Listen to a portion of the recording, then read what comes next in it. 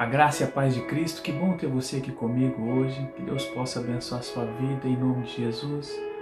E vamos, com a permissão de Deus, meditar hoje num texto bíblico. A palavra sempre vai nos ensinar alguma coisa e hoje nós vamos meditar num texto, num salmo, num cântico feito há tantos milhares de anos atrás aí, mas que nos serve para ensinar ainda hoje alguma coisa. Hoje nós vamos, pela graça de Deus, meditar no Salmo 100. Quem nunca cantou um hino baseado no Salmo 100? Quem nunca leu o Salmo 100? Bem conhecido, esse Salmo vai nos ensinar algumas lições hoje.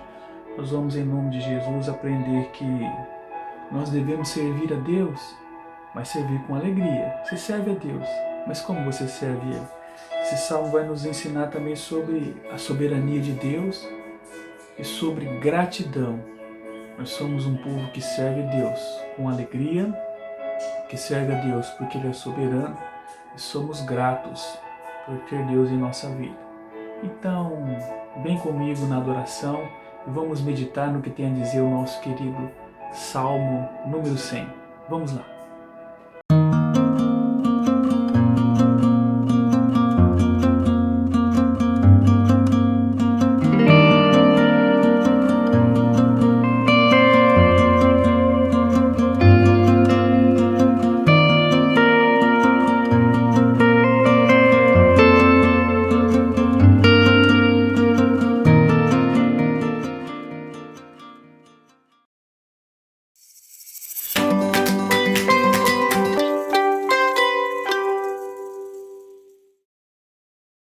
Celebrai com júbilo ao Senhor, todos os moradores da terra.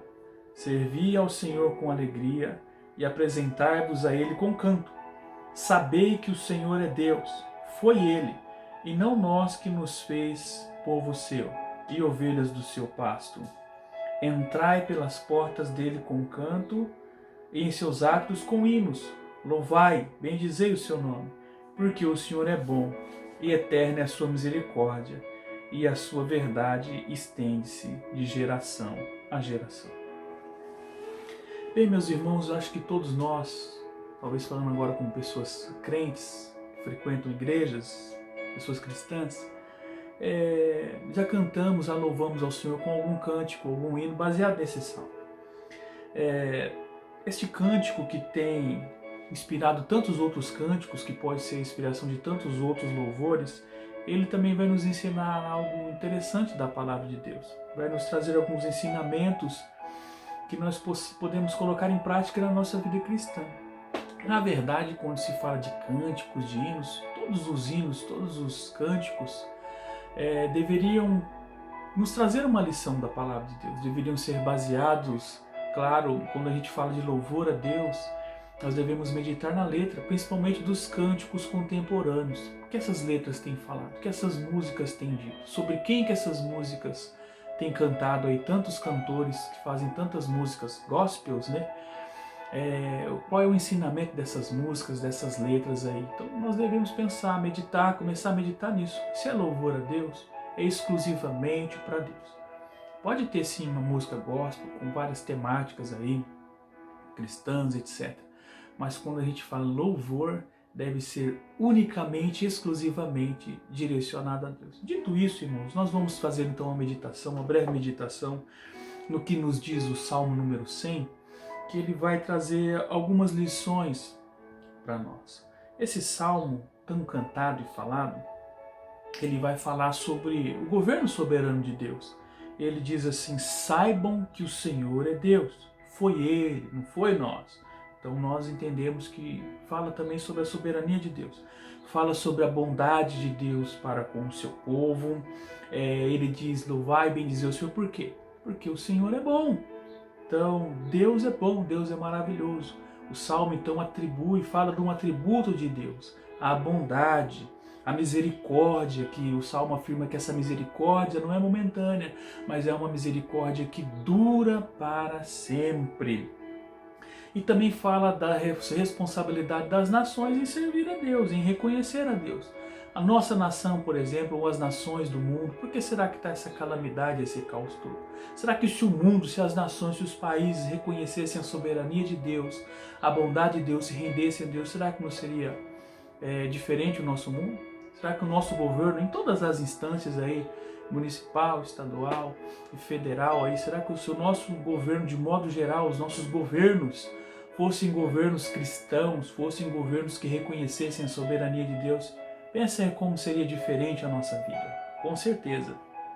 Então este salmo aqui, ele vai nos ensinar que nós devemos servir a Deus, sim, mas com alegria. Não basta servir, tem que ser com alegria. Que nós devemos reconhecer a soberania de Deus. Ele é criador, Ele é sustentador, Ele é mantenedor desse universo. E finalmente Ele vai também nos ensinar a gratidão. Nós devemos ser gratos a Deus. Nós devemos reconhecer a bondade de Deus, reconhecer que Ele é um Deus bom, soberano, misericordioso, e nós devemos ser gratos a Ele, reconhecer a Deus e ser gratos a Deus. Então vamos lá. Primeiramente, no verso 1 e 2, ele começa dizendo: servir a Deus com alegria.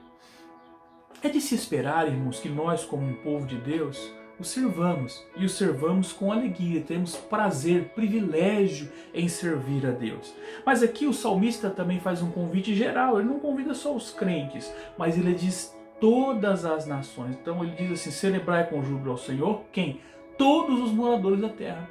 Não só os crentes, não só os de uma certa raça, de uma certa elite, mas ele faz um convite geral. Todos os moradores da terra deveriam celebrar a Deus, deveriam servir a Deus. Não é a realidade, mas o convite é para todos. Então nós, como povo de Deus, agora falando conosco, nós crentes aí, você cristão, você um servo de Deus, é a nossa responsabilidade não só servir a Deus, mas apresentar esse Deus às multidões, aos povos aí, apresentar o Deus verdadeiro aos descrentes, aqueles que não creem em Deus aí. Então já parte para nós. Então a responsabilidade geral que Deus dá é que todos devem servir a Deus. O ideal é que todo mundo, todas as nações têm motivos para servir a Deus, para reconhecer o governo de Deus, embora não reconheçam.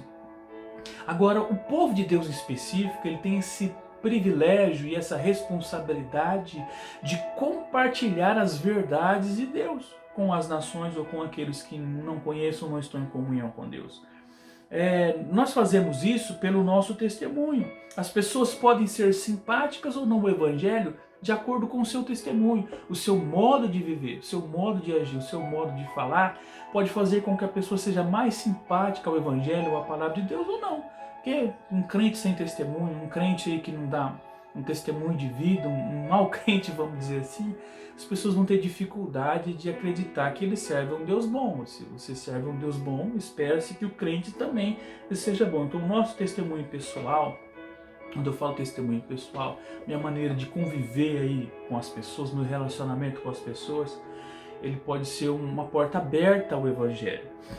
Por isso, o nosso maior louvor consiste em apresentar o Salvador às pessoas. De que maneira que eu, como crente, posso louvar a Deus da melhor forma? A melhor forma de louvar, de adorar a Deus é dar um bom testemunho, de pregar a sua palavra e levar com que as pessoas creiam em Deus. Então isso é uma forma tremenda de louvar a Deus. E também ter a alegria, demonstrar alegria em servir esse Deus misericordioso e bondoso.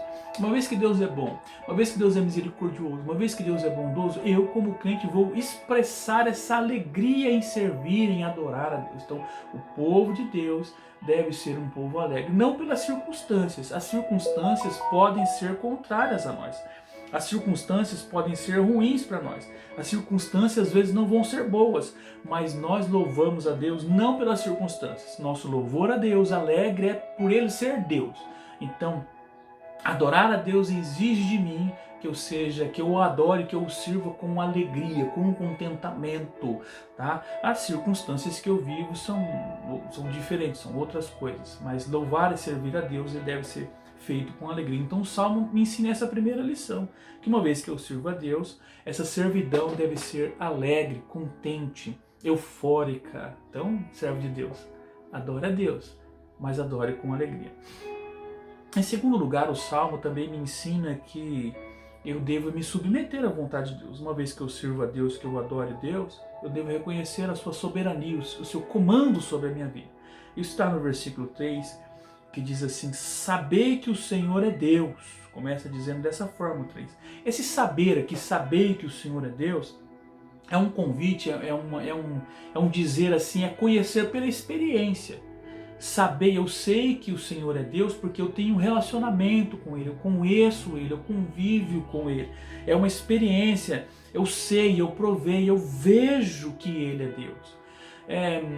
Nós temos uma facilidade muito grande de falar daquilo que nós temos experiências pessoais, não é? Se você nunca cozinhou na sua vida, como é que você vai ensinar alguém a cozinhar? Você pode pegar uma receita hoje aí pela internet que você nunca fez e tentar fazer. Às vezes não sai bem feito, porque você não tem conhecimento daquilo, você está fazendo pela teoria. Mas conforme você vai praticando aquilo, você vai conhecendo profundamente aquela receita, ela vai ficando melhor. Assim é a nossa vida com Deus. Nós reconhecemos a soberania de Deus porque nós conhecemos a Deus. Você é povo de Deus, você é servo de Deus, você deve conhecer o seu Deus. Você deve saber quem é Deus. Você deve conhecer, não um conhecimento teórico, mas um conhecimento pessoal. Então aqui nos leva a meditar sobre isso. Eu tenho um relacionamento pessoal com Deus, então na medida que eu conheço a Deus, eu vou ter mais facilidade de falar quem é Deus. Então eu, como homem, eu tenho uma facilidade maior de falar, de explicar, de dizer sobre aquilo que eu tenho uma experiência pessoal, que eu convivo. Então esse provai é aquele que prova um prato, que prova um alimento, que prova uma roupa, que experimenta por um conhecimento pessoal. Então é muito mais difícil nós falarmos daquilo que nós conhecemos apenas por teoria. Então aquilo que você conhece, você sabe que existe uma coisa, mas você conhecer é diferente, né? Você ouviu falar, por exemplo, num país, eu ouvi falar sobre os Estados Unidos, como é que é lá, mas eu não fui lá. Como é que eu escuto pessoas comentar, tenho amigos que moraram lá, que já foram lá, e eles comentam, mas agora eu nunca fui lá, então eu vou ter uma dificuldade de explicar para alguém como é viver lá. Como é que eu vou explicar isso? Embora quem já viveu lá, quem morou lá, pode ter uma facilidade a explicar como é o povo de lá, como é que é a vida lá, tá bom? Só um exemplo para a gente saber. Então, uma vez que eu conheço a Deus, eu tenho facilidade de falar sobre Deus. Eu devo reconhecer que Ele é Deus, que Ele manda na minha vida, que Ele é soberano na minha vida, que Ele é criador tanto do seu povo, tanto de nós crentes, como de todo mundo. Ele criou todos nós. Ele é criador. Ele tem o direito, mesmo que a pessoa não reconheça quem Ele é Deus, Ele é Deus. E Ele criou esse mundo todo aí. Nós devemos reconhecer que Ele é o nosso pastor. Então Deus, como pastor, é aquele que nos conduz, que nos guarda, que cuida de nós, que nos provê as coisas que nós precisamos para o nosso dia a dia. E nós devemos reconhecer, quando fala reconheço que o Senhor é Deus, provai que Ele é Deus, também nós reconhecemos que Ele é o nosso Redentor. Eu não sou salvo pelas minhas obras, não é porque eu sou bonzinho, não. Eu sou salvo pela misericórdia de Deus. Ele resolveu, Ele quis me salvar. Proporcionou para isso o seu Filho Jesus. Então eu creio em Jesus por causa de Deus. Ele me amou primeiro para que eu possa amá-lo. Então Ele é meu Redentor. Ele, pela misericórdia dele, quis me salvar. Então eu sou salvo pela vontade soberana de Deus. Em terceiro lugar, esse salmo me ensina a ser grato a Deus. Está lá no versículo 4 e 5 diz assim: entrai pelas portas dele com louvor, em seus átrios com hino, louvai e bendizer o seu nome, porque o Senhor é bom e eterna é a sua misericórdia, e a sua verdade estende-se de geração em geração. Então eu entro com alegria nos atos do Senhor, ou seja, na presença de Deus, em forma de gratidão. Então os crentes louvam ao Senhor. Nós que conhecemos a Deus, louvamos a Deus. Por que nós adoramos? Por que nós louvamos a Deus? Louvamos pela sua bondade, pela sua misericórdia, que segundo o texto é eterna, e pela sua fidelidade. Deus é fiel. Deus é misericordioso. Deus é bondoso.